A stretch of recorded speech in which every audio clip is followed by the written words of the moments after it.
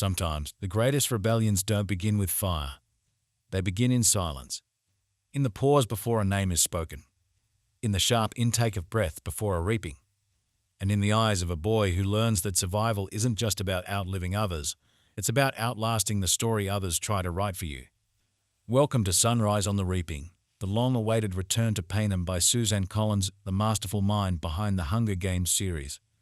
Set 24 years before Katniss Everdeen first volunteered, this dystopian novel revisits a darker, quieter time, the 50th Hunger Games, also known as the Second Quarter Quell. Through a blend of political manipulation, psychological depth, and the haunting rituals of sacrifice, Collins continues to explore one of her most powerful themes: who controls the story and at what cost? It is the morning of the reaping. The 50th Hunger Games are no ordinary games. To commemorate the Second Quarter Quell, the capital has imposed a cruel twist. Each district must send 2 boys and 2 girls, double the usual tribute count. Twice the blood, twice the spectacle. But for a young man named Haymitch Abernathy, a clever, sarcastic 17-year-old from District 12, this year is not about spectacle. It's about survival. Haymitch isn't a fighter by nature. He's sharp-witted, observant, the kind of boy who watches from the shadows rather than charges into the spotlight. He understands the capital's hunger for control, but he's also beginning to understand something more dangerous: how stories can be twisted to justify cruelty. His home, District 12, is weary. The mines still swallow men whole, food is scarce, and hope what little is left is rationed like coal. But Haymitch still finds small ways to resist. A muttered joke, a skipped bow, a refusal to play the capital's game. And yet, no one escapes the reaping. Haymitch is reaped alongside another boy and 2 girls from District 12. Among them is Macely Donna, a bright, resourceful girl who shares his skepticism. Though they aren't close at first, a fragile alliance begins to take shape. Together, they're thrust into the capital, a city of grotesque beauty, where children are paraded, powdered, and presented as playthings for the nation's amusement. The other tributes are varied: brutish, terrified, cunning. Many have been trained since birth, especially the careers from Districts 1 and 2. The odds, as always, are not in District 12's favor. But Haymitch watches. He listens. He begins to see the arena not just as a trap, but as a system, one that can be studied and maybe outwitted. When the games begin, the arena is unveiled, a mountainous terrain full of cliffs, caves, and poisonous plants. Survival is brutal and immediate. Blood is spilled within minutes. Haymitch, using his cunning, avoids direct confrontation and focuses on observation, finding shelter, locating water, tracking patterns in the environment. He discovers that the capital is testing more than brute strength this time. The terrain shifts. Traps are reset. It's a game's designed not just to kill, but to break minds. He reunites briefly with Macely, and the two navigate the arena together, not as killers, but as thinkers. They share food, exchange theories, build trust. But trust is fragile in the games. Haymitch soon learns the capital is always watching, always meddling. A tribute dies in an unnatural way, triggering something inside him. The realization that the capital changes the rules, shifts the odds, bends reality, all for entertainment. And yet, despite it all, something begins to awaken in him. A will not just to survive, but to defy.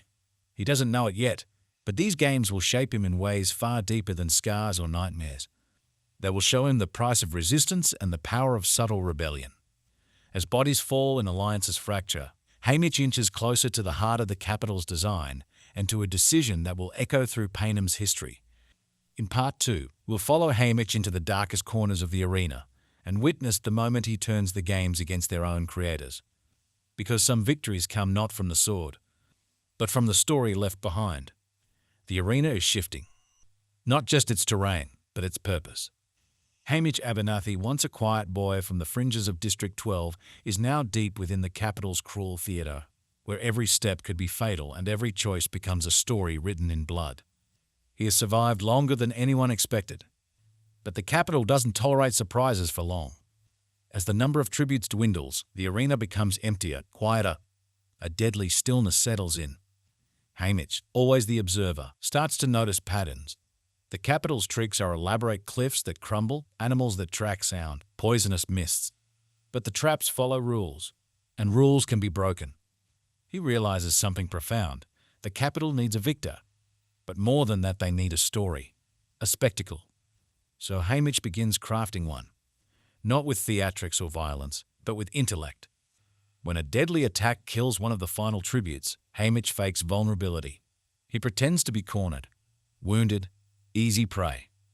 And it works. He lures another tribute into a trap not by fighting you, but by using the arena's twisted features against them.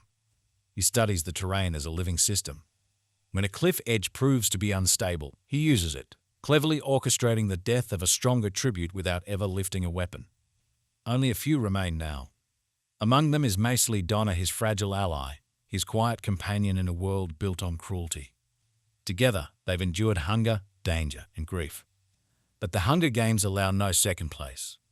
When Macely is suddenly attacked by genetically engineered birds, vicious and relentless Haymitch reaches her too late. She dies in his arms. It is a moment that changes him forever. Not just because of the loss, but because it affirms a chilling truth. The Capitol knows exactly how to destroy what you love and when to do it. Alone now, Haymitch prepares for the final confrontation. But as the last tribute corners him, the Capitol decides to intervene once more. A hidden twist, a manipulated hazard, the kind that reminds both audience and player that the Capitol is always in control. Only this time, they underestimate him. Haymitch uses the terrain's own trap, a force field at the arena's edge, as a weapon. By timing a thrown weapon just right, he rebounds it through the field and kills the final tribute. Victory. He is declared the winner of the 50th Hunger Games. The crowd cheers. The anthem plays. But for Haymitch, nothing feels like triumph. He returns to District 12 scarred, hollow, and aware that the Capitol never forgives defiance. Because of how he won by using the force field and outsmarting their system, President Snow ensures he pays a price. His family and friends are punished. He is isolated, controlled. His life becomes a quiet war, fought in small acts of rebellion and in silence. This is the origin of the man Katniss Everdeen would one day know not as a hero, but as a broken mentor with ghosts behind his eyes and secrets buried in drink. But beneath the sarcasm, beneath the layers of pain, lies a truth. Haymitch Abernathy was the first to show that the Capitol could be beaten. Not with fire, not with a song, but with the courage to rewrite the story and survive on his own terms. Sunrise on the Reaping is not a tale of glorious rebellion. It's the quiet tragedy of what happens when one boy stands against a machine built to crush him and wins at a cost.